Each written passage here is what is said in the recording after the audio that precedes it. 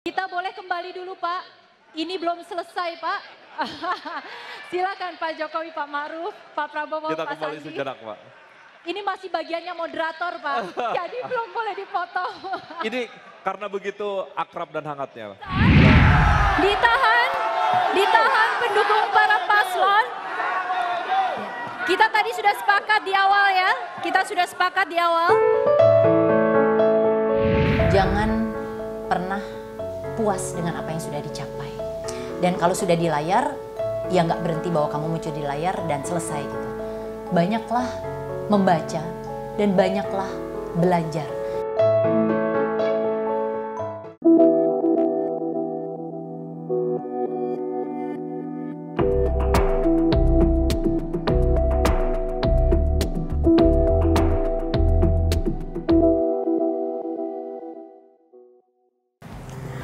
Mengawali karir di dunia broadcasting sebagai seorang jurnalis dan seorang news anchor salah satu stasiun TV swasta, Ira Kusno dikenal sebagai presenter berita yang lugas, tegas, dan tajam dalam mengeliti narasumbernya. Nama Ira Kusno kembali mencuat saat menjadi moderator debat Pilkada DKI Jakarta. Ia pun kembali dipercaya untuk menjadi moderator debat Capres-Cawapres pertama pada 17 Januari 2019. Selama 60 menit ke depan, Ira Kusno akan berbincang-bincang dan cerita bagaimana pengalamannya menjadi moderator debat Capres-Cawapres yang pertama kali diadakan di Indonesia yaitu di tahun 2004. Ceritanya, kisahnya sebagai jurnalis. Dan tentu saja ia akan berbagi tips bagaimana selalu terlihat awet muda. Bersama saya Anissa Dasuki, Anda menyaksikan iTalk selengkapnya.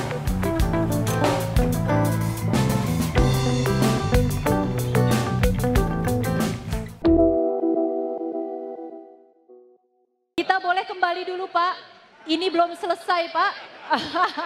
Silakan Pak Jokowi, Pak Ma'ruf, Pak Prabowo, Kita Pak kembali Sandi. sejenak, Pak. Ini masih bagiannya moderator Pak, jadi belum boleh dipotong. Lugas, tegas, tajam.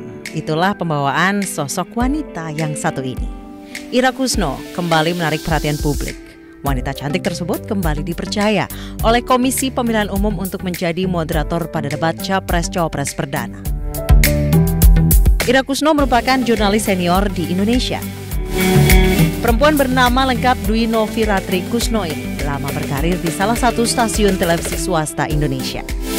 Ira dikenal ketika mewawancarai mantan Menteri Lingkungan Hidup Sarwono Kusumaatmadja menjelang kejatuhan Presiden Soeharto pada awal 1998. Dalam wawancara itu, Sarwono secara terbuka meminta Soeharto mundur. Tak cuma di debat Pilpres 2019 pekan lalu, ketegasan Ira Kusno memandu debat memang sudah teruji. Sebelumnya, penampilannya saat debat perdana Pilgub DKI Jakarta 2017 lalu juga ramai menjadi perbincangan. Saat itu, popularitasnya melejit di dunia netizen, melebihi popularitas 3 paslon saat itu. Ketegasan seolah menjadi ciri khasnya, dan berkat penampilannya tersebut, Ira seolah tidak kekang oleh waktu dalam membawakan acara. Lantas bagaimana sebenarnya keseharian mantan presenter berita ini? Fer, kayaknya nanti harus tanyain lagi sama Mbak Tantri. Karena setahu aku kalau yang konsultan sebelumnya tuh kita akhirnya digabung juga. Halo pagi Nisa. Halo, apa kabar? Baik, terima kasih sudah datang ini di kantor. Iya, saya baru pertama kali ke sini. Mbak Ira sekarang lagi sibuk apa selain Ika Communication ini? Kalau sekarang selain dari perusahaan konsultan PR ini, lagi mau serius untuk ngegarap YouTube channelnya Ira Kusno. Itu terinspirasi apa kemarin karena viral pada sejak sebenarnya debat justru pilkada? dari waktu ya debat pilkada betul nih. Jadi waktu itu terus beberapa dari pihak kantor bilang kenapa nggak bikin kanal YouTube aja, dan itu bukan cuma sekedar bicara tentang wawancara atau ada isu yang menarik, tetapi justru kita bicara tentang tips PR misalnya atau tips komunikasi. Karena setelah di browsing gitu, kok ternyata yang kasih tips PR, tips komunikasi tuh banyak tapi packagingnya tuh masih kurang menarik. Jadi kita pikir wah ini mungkin bisa menjadi salah satu garapan kita sehingga kalau orang lihat bukan cuma Ira yang moderator gitu ya atau bawain talk show di TV, tapi justru expertise yang sekarang sebagai PR. Oke, jadi nanti kontennya akan seputar mengajarkan masyarakat yang masih awam banget sama PR dan public speaking gitu, Mbak? antara awam dan nggak awam ya. Jadi mungkin ada yang setengah mateng gitu nih. Misalnya salah satu tipsnya adalah gimana sih jadi moderator yang baik gitu. Atau ketika bicara di depan umum tuh seperti apa. Sebagian orang sudah biasa bicara di depan umum. Tapi ada yang sadar nggak? Misalnya kalau kita gugup ternyata kita tuh suka memindahkan kegugupan kita dengan mengejap-ngejapkan mata. Oh, iya. Atau menjilat bibir gitu. Nah itu tips-tips seperti itu yang mungkin orang nggak kepikiran kita mau masukkan di dalam kanal YouTube. Wah, saya harus nonton Mbak Ira. Harus ya Nis ya. Nah, kalau perlu jangan cuma nonton, subscribe. Betul, harus itu. Iya. Mbak Ira lama menjadi news anchor dan juga presenter talk show. Pada saat jadi moderator pertama kali 2004 ya. Karena 2004 itu adalah pertama kali ya, kita punya format seperti itu. Jadi waktu itu saya juga baru keluar dari SCTV dan mereka berusaha mencari presenter gitu ya yang bebas nilai dalam tanda kutip, tidak ada di TV manapun. Jadi mungkin garis nasibnya sudah seperti itu. Saya pas keluar dari SCTV kemudian saya diminta untuk membawakan. Ketika itu menjadi moderator debat capres pertama 2004. Capres-cawapres. Capres-cawapres pertama 2004. Kerasa bedanya nggak Mbak sama jadi presenter talk show dan news anchor? Ya kalau menjadi moderator debat capres seperti itu pasti beda ya. Tapi mungkin kalau mau dibandingkan antara debat capres yang 2004 dengan yang sekarang gitu. Atau dengan Pilgub 2017. Karena 2004 itu kan benar-benar pertama kali gitu. Jadi formatnya semua orang masih mencari. KPU-nya juga masih mencari. Dan itu dilakukan 2 hari berturut-turut. Jadi evaluasinya adalah malamnya itu langsung dievaluasi. Saya ingat waktu hari pertama saya itu jalan mondar-mandir, terus kemudian memotongnya juga mungkin segalak ya sekarang gitu ya. Tapi karena orang baru pertama kali terkaget-kaget. Di situ waktu itu kan ada Bu Mega, ada Pak Amin Rais, ada Pak Wiranto. Ya sebenarnya juga yang orang-orang yang sekarang ini gitu. Tapi ini pertama kali sehingga mereka terkaget-kaget ketika dipotong seperti itu. Nah, ketika bicara ada timernya gitu kan. Dan ada bunyi-bunyi kan, itu kan menyebabkan orang deg-degan kan ketika ngomong kemudian ada timer seperti itu. Nah malamnya kemudian dievaluasi. Yang pertama adalah kayaknya Ira harus diganti. Karena terlalu galak dan terlalu mondar-mandir sehingga distraksi. Oke. Jadi dianggap bahwa kemudian Ira sudah mencuri panggung, ini nggak bisa kayak begini gitu. Wow, okay. Jadi waktu itu saya mau diganti, calonnya udah ada, saya nggak perlu sebut sekarang karena ia menjadi salah satu petinggi juga lah soalnya ya, yang ingin menggantikan gitu. Dan yang menyelamatkan saya adalah almarhum Ketua KPU waktu itu Pak Nazarudin. Dia mengatakan kalau Ira kita ganti. Ada lagi satu lagi Pak Hamid Awaludin itu juga setuju. Kalau Ira kita ganti, hancur karirnya. Dianggap tidak perform, padahal ini sebagian adalah juga karena kita belum punya rules yang jelas.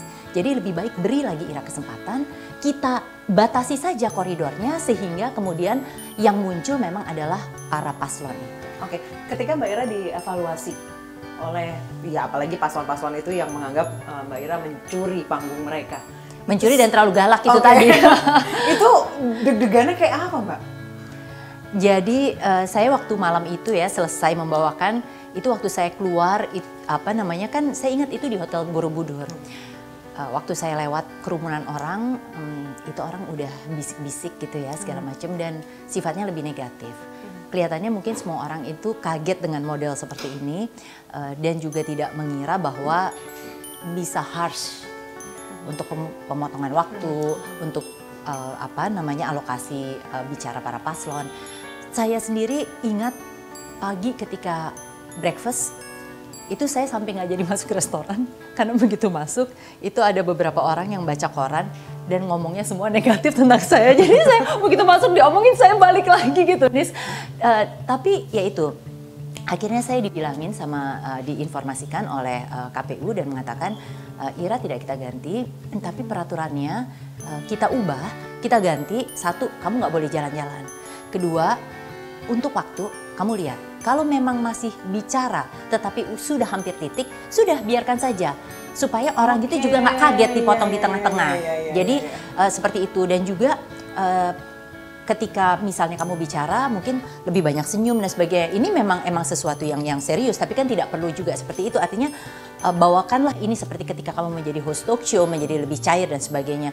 Tapi terutama dua hal itu sih, bahwa saya tidak boleh jalan-jalan dan kemudian ketika memotong waktu ya coba dilihat apakah itu sudah mau selesai atau belum.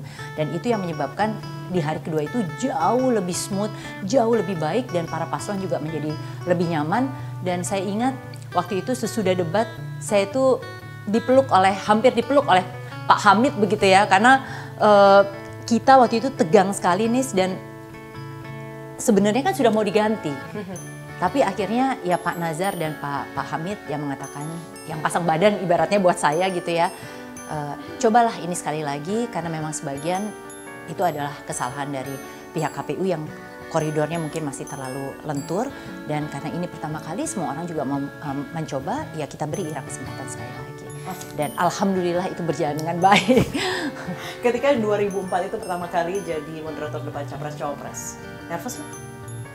Ya iyalah, dalam setiap event yang besar begitu, pasti saya selalu ada tegangnya. Handlingnya gimana tuh Mbak? Saya rasa Nisa juga begitu ya. Walaupun kita sering gitu untuk muncul di TV dan sebagainya, tetap ada. Handlingnya itu yang pertama pasti belajar kontennya. Kalau kita tahu kontennya, kita akan jauh lebih santai sebenarnya. Yang kedua, kalau kita punya pasangan gitu ya, ya kita harus intensitas membangun komunikasi dengan dia. Kayak misalnya di 2019 ini saya dengan Imam.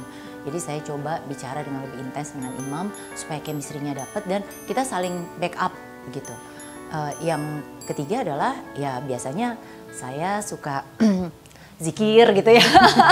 Terus kemudian yang paling penting sebenarnya adalah mencoba membangun hubungan yang lebih baik dengan kru. Karena pada saat pelaksanaan kita kan semua disupport dengan kru ya, terutama di master control yang membisikkan kita. Jadi kalau itu semua bisa baik, kita kerjasamanya baik, insya Allah itu bisa meredusir ketegangan. Oke, sebagai moderator debat biasanya yang paling sulit adalah mengatur pendukung Mbak. Mau kita teriak-teriak seperti apa, kadang-kadang gak digubris gitu. Ditahan pendukung para paslon. Kita tadi sudah sepakat di awal ya, Mbak Ira termasuk yang paling tegas sama para pendukung yang nggak bisa diatur. Tipsnya seperti apa? Sebenarnya sebagai moderator kita ini punya otoritas untuk sampai mengeluarkan orang kalau sampai ribut, dan itu sebenarnya pada saat off air disampaikan bahwa moderator punya otoritas jika sampai ada pendukung yang bertindak di luar garisan, kemudian mereka bisa kita keluarkan. Jadi pertama kali sudah diancam seperti itu gitu. Yang kedua, kalau bedanya pilgub, saya lupa yang 2004 ya, tapi yang pasti yang pilgub 2017 itu jauh lebih ramai sebenarnya Nis dibanding sekarang. Dibanding yang 2019 kemarin Iya, ya? Kemarin ini kayaknya lebih selektif dan saya itu terbantu sekali karena pada saat off air ada 2 MC dari RRI yang luar biasa melenturkan dan mencairkan situasi, meminta para pendukung yel-yel, mengulangi setiap kali tata tertib debat seperti apa, sehingga kelihatannya ini para pendukung juga selalu well informed apa yang do and don'ts-nya, dan yang paling penting adalah ketika break itu mereka sudah turun tensinya, itu membantu sekali. Oke. Jadi pada saat break juga dicairkan dengan iya, yel-yel dan betul. sebagainya. Ketika menjadi moderator debat, capres-cawapres ataupun cagup-cawagup, ada rasa takut ricuh nggak sih Mbak di dalam ruangan debat itu? Mungkin kalau khawatir ricuh ada ya, tapi sebenarnya lebih pada soal setiap kali debat itu saya merasa bahwa bintang utamanya kan para paslon ya. Jadi konsentrasi saya adalah lebih bagaimana para paslon itu bisa tampil dengan semaksimal mungkin. Kekhawatiran saya utama adalah ketika mereka tidak bisa tampil karena sebenarnya yang tegang itu kan yang paling tegang mereka. Jadi bagaimana ketika kemudian mereka tidak bisa tampil dengan baik, entah karena saking tegangnya tidak bisa memahami pertanyaan, atau ketika TikTok tuh ternyata nggak nyambung. Itu sebenarnya kekhawatiran saya yang pertama, dan itu sebagai moderator kan. Kemarin di 2019 Mbak Ira sempat mengingatkan ya kalau ini saling menanggapi, bukan membuat statement baru ya. Ya itu gara-gara juga yang soal kisi-kisi kan. Jadi waktu evaluasi yang pertama kali disampaikan memang oleh semuanya adalah hilangkan kisi-kisi. Karena dengan kisi-kisi itu orang menjadi cenderung untuk membaca kan, mengingat pointers. Dan walaupun sudah dikatakan saling menanggapi, tapi kan orang sudah di dalam mindsetnya kan terpaku seperti itu. Apalagi ini debat perdana, setiap orang itu tegang mestinya ya, setiap paslon tegang. Sebenarnya itu yang harus ditanggapi. Oke, saya ada pertanyaan lanjutan soal kisi-kisi. Tapi saya pengen lihat dulu Mbak Ira, Ika Communications ini kayak gimana. Oke, boleh kita ke atas ya. Soal kisi-kisi itu, kalau memang ini semua sudah pertanyaan terbuka, berarti kan fungsi moderator di sana lebih pada untuk membuat suasana cair, suasananya kemudian lebih agile gitu ya. Nah kalau seperti itu tuntutannya, saya merasa bisa jadi bukan saya orang yang tepat kan.